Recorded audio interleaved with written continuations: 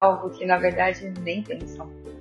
Ele quer estar em um grupo, mostrar ser belo ou bela para se encaixar na sociedade e na sua ideia de beleza, fazendo, por exemplo, dancinhas de TikTok e ganhando muito dinheiro com isso. Além de se inserir em uma classe social. Este é apenas um exemplo, mas o padrão está cada vez mais desconectando o sujeito de sua essência, no qual ele faz uma cisão de si mesmo para se adequar ao contexto da normalidade de alguns dentro de um poder.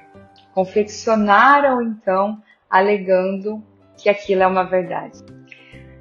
E o que ganha esse sujeito que se encaixa no padrão de beleza, de pensamentos normal e de opiniões gritadas como verdades?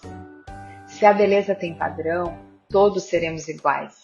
O pensamento perde o poder de criatividade e as opiniões não serão mais questionadas. Será que a sociedade, com seus padrões, nos colocam numa câmara de gás? Sabe o que acontece? Jogamos para debaixo do tapete o nosso eu, buscando fórmulas mágicas com o sobrenome chamado medicamento. E é aí que quem tem o poder continua tendo poder e confeccionando a razão para nós, seres mortais. É importante dar saúde psíquica para nós e para os nossos filhos. Marcelo Beiras fala diante de sua experiência como psiquiatra de uma ala da psiquiatria o seguinte: a maior lição de lucidez que ele já teve veio dos loucos. Chester também diz: o louco é aquele que perdeu tudo, menos a razão. O delírio é algo metódico, onde o sujeito que delira tenta o tempo todo entender sua existência, a de todos à sua volta também.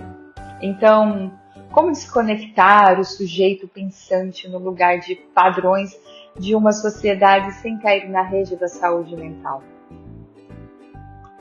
Primeiro, é importante o sujeito perceber o seu lugar de escolha, o seu limite de invasão mental e corporal, vindo de qualquer lugar, seja de pai, mãe, parentes, conhecidos, redes sociais, moda, não interessa.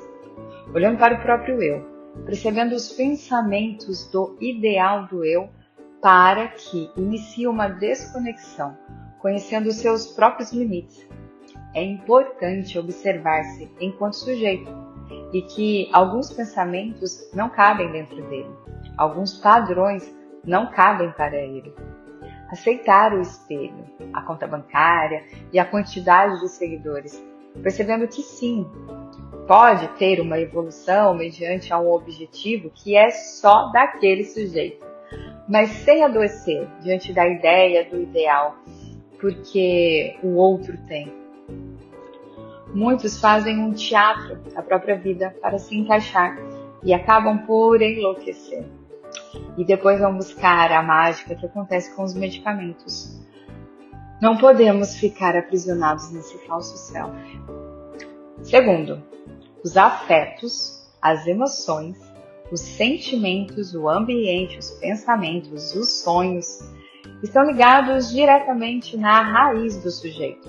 E são eles que dão consequência e consciência na missão da vida deste sujeito, respeitando o sujeito que existe em nós e nos outros. O conectismo, que tanto falo, faz o movimento de se conectar com os sujeitos, conhecendo a sua unidade em prol da humanidade. Mas para que isso aconteça, neste conjunto de ideias de se conectar, é importante quebrar complexos através dos atritos entre o sujeito eu e o sujeito outro, para saborear o amor, o ódio e, por fim, respeitar o processo de cada sujeito, pois é nesta falha, nesta imperfeição do processo de individuação é que começa o processo. Mas aí a gente pensa, como não adoecer numa cultura doente? entramos no terceiro ponto. Saber da estrutura da sociedade que vivemos, perceber questões que manipulam e alienam o sujeito, transformando-nos em robozinhos. A autoanálise é importante e buscar ajuda na terapia também. Não podemos normalizar o sistema de autoconsumo. Treine assim, tenha a bunda assim, tenha a carteira de investimentos assim, não envelheça fisicamente, beba isso, beba aquilo, ou não coma isso ou coma aquilo.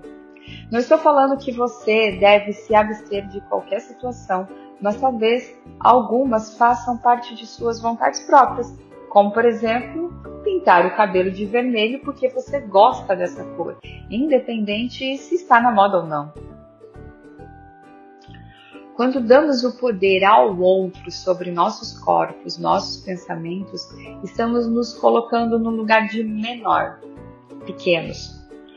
Ficamos muitas vezes sem perceber num lugar de insanidade, confeccionada por eles, ou tendo medo de ser diferentes e de compreender que ser diferente pode encaixar na loucura.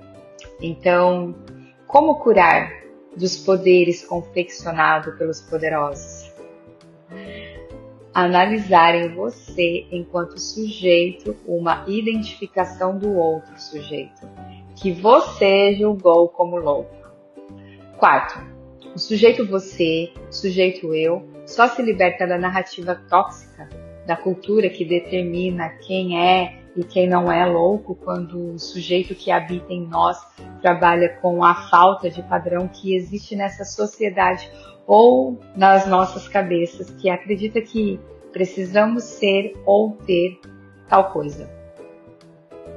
Quando existe dúvida na mente do sujeito, que coloca em um lugar de que tem que, é aí onde mora o perigo. Mas atenção, somos seres faltantes e não podemos sair do 8 para o 80. Achar que sair da falta pode nos colocar no lugar de completude.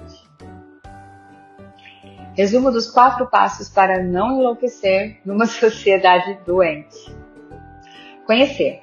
Compreender a cultura em que se está inserido, reconhecendo os padrões e influências que afetam o sujeito. Compreender e elaborar. Entender a cultura, tanto o sujeito eu quanto o sujeito outro, e elaborar um movimento consciente em relação a ela. Questionar e refletir sobre as dinâmicas sociais e individuais. Recusar, rejeitar as dinâmicas pautadas em padrões que podem causar adoecimento.